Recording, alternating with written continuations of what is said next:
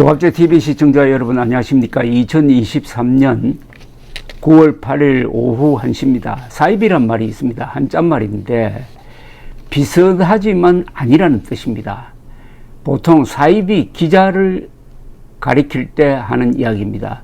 기자 비슷한데 사실은 사기꾼이란 이야기입니다. 기자 비슷한데 선동꾼이란 이야기입니다. 기자 비슷한데 부패한 놈이란 이야기입니다. 기자 비슷한데 반역자란 이야기입니다. 지금 사이비 기자 전성시대입니다. 5.16을 부른 게 한 원인이 장면 정부 때 사이비 기자들의 횡포였습니다. 그래서 5.16 군사혁명을 일으킨 군인들이 맨 처음 한 게 깡패하고 사이비 기자들 잡아넣는 것이었습니다. 박수를 받았습니다. 지금 그때 상황하고 비슷한 정도가 아니라 훨씬 더 심각합니다. 사이비 기자, 선동 언론, 좌익 정치 세력이 합작을 해가지고 가짜 뉴스로 윤석열 후보를 낙선시키려 한 사건은 국민들의 공정한 투표 행위를 방해하여 정부 선택의 자유를 침해한 쿠데타적 사건이고 헌정질서 문란 행위입니다. 윤석열 검사가 부산저축은행 비리를 덮어서 대장동 사건이 일어났다는 황당무계한 거짓말을 투표 직전에 터뜨리는 데 가담한 이들은 경제지 기자 출신 김만배, 언론련 위원장 출신 신학님, 이자도 한국일보 기자 출신입니다. 뉴스타파, MBC, JTBC, KBS, YTN, 경향신문, 한겨레, 그리고 이재명 세력 등입니다. 여기서 사이비 기자들이 이런 쿠데타적 사건의 주력군 역할을 하고 있습니다. 이 사이비는 비슷하지만 아니란 뜻인데 이들은 기자나 언론의 탈을 쓰고 있지만은 기자도 언론도 아니고 선동꾼이라는 이야기입니다. 언론의 특권을 악용해 가지고 좌익 정권을 연장시키려 했다는 점에서 이들은 정변 세력입니다. 군대가 무기로 정권을 탈취하는 것이나 사이비 기자들이 가짜뉴스로 정권을 탈취하는 것이나 본질은 같습니다. 민주주의 국가의 가장 중요한 행사인 선거에 의한 평화적 정권 교체를 방해한 행위입니다. 이는 대역죄에 해당합니다. 대역죄, 영어로 하면 high treason. 대역죄는 보통 정권을 무너뜨리거나 대통령을 죽이거나 아니면 왕을 몰아내는 이런 행위를 보통 대역죄, 역적 중에서 가장 큰 역적죄라는 그런 뜻이죠. 이 대역죄를 저지르고 있는 자들이 주로 사이비 기자들입니다. 신학님이 김만배의 거짓말을 기사화해주는 대가로 받은 것으로 보이는 1억 6,500만 원은 요사이 사이비 기자들의 부패상의 한 단면일 뿐입니다. 한국의 좌익 기득권 세력은 그 속성이 부패 반역 집단이고 이 집단의 핵심에 사이비 기자들이 들어가 있습니다. 대장동 사건의 주범인 김만배가 자신이 살기 위하여는 윤석열을 낙선시켜야 한다는 일념으로 부패 사이비 기자들과 합작을 해가지고 가짜 뉴스를 유포시켜서 윤석열 후보가 아슬아슬하게 이기도록 한 것은 쫓기고 있는 범인이 형사를 함정에 빠뜨리고 경찰서를 공격한 것과 같은 도발로서 국법 질서에 대한 중대한 도전입니다. 정부는 범죄도시 같은 민주당이 이들의 배후 세력이므로 헌법 제8조에 따라서 헌법재판소에 제소해가지고 민주당을 해산시키는 것을 검토할 때입니다.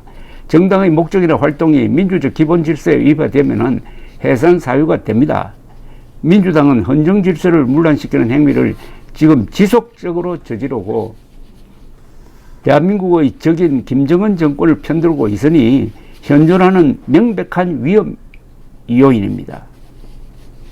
사이비 기자들과 선동 언론은 좌익 이념으로 무장해가지고 그동안 광우병 선동, 세월호 선동, 박근혜 탄핵 때의 선동, 윤석열 낙선 공작, 후쿠시마 원전 처리소 선동 등을 통해 합법적으로 선출된 정부를 흔드는 데 주력이 되고 있습니다. 언론의 난을 일으키고 있습니다.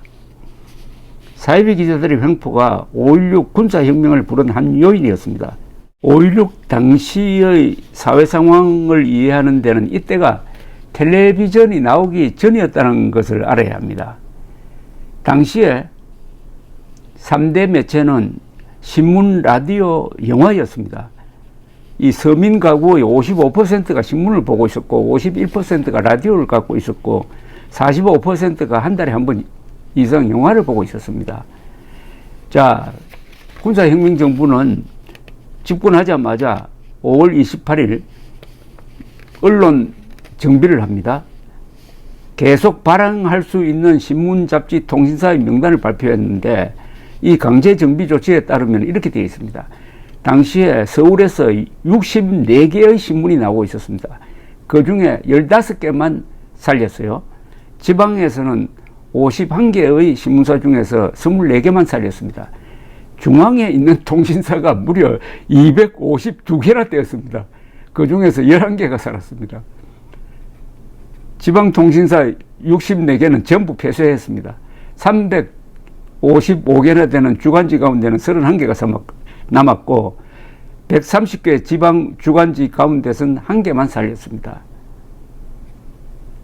당시 공보부는 이 명단에 포함되지 않은 언론사는 등록증을 반납하는 동시에 기자증을 회수하고 근무 일체의 취재 활동을 금지한다고 발표를 했습니다.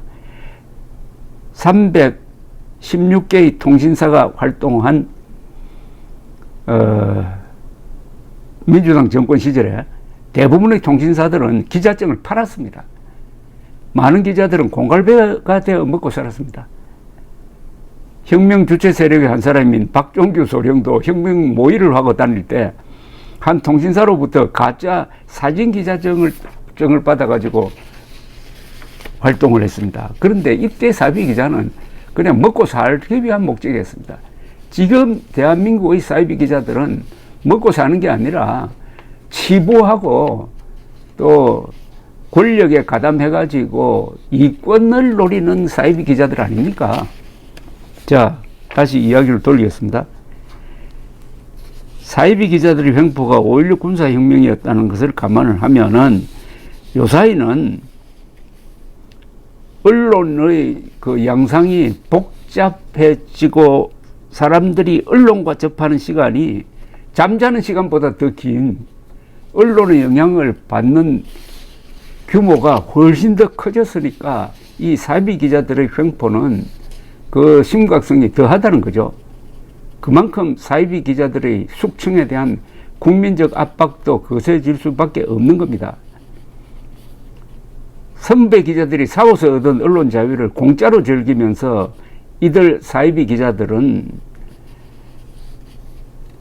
언론 자유를 선동에 악용하고 그리하여 자유민주주의의 가장 큰 장애물이 되었습니다. 그러니까 자유민주주의를 지키기 위해서는 이 사이비 기자 숙청은 지체할 수 없는 과업이 되었습니다. 그 중에서도 특히 KBS와 MBC 같은 공중파 방송이 사이비 기자화 되어가지고 국민의 적이 되었으니까 공중파의 주인인 국가와 국민들이 응징에 나서는 수밖에 없습니다.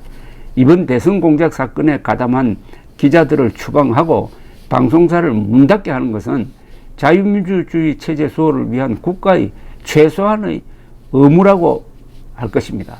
언론 개혁 없이는 체제의 생존을 장담할 수 없습니다. 사이비 기자 전성 시절이니까 이제 국민들이 들고 일어나야 될 상황이 되었습니다. 언론 자유를 악용하는 이 기자들은 그 언론 자유를 쟁취하기 위해서 해직도 되고 감옥에도 갔던 그 선배 기자들을 배신하고 있습니다. 사이비 기자 전성시대를 끝장내야 합니다. 감사합니다.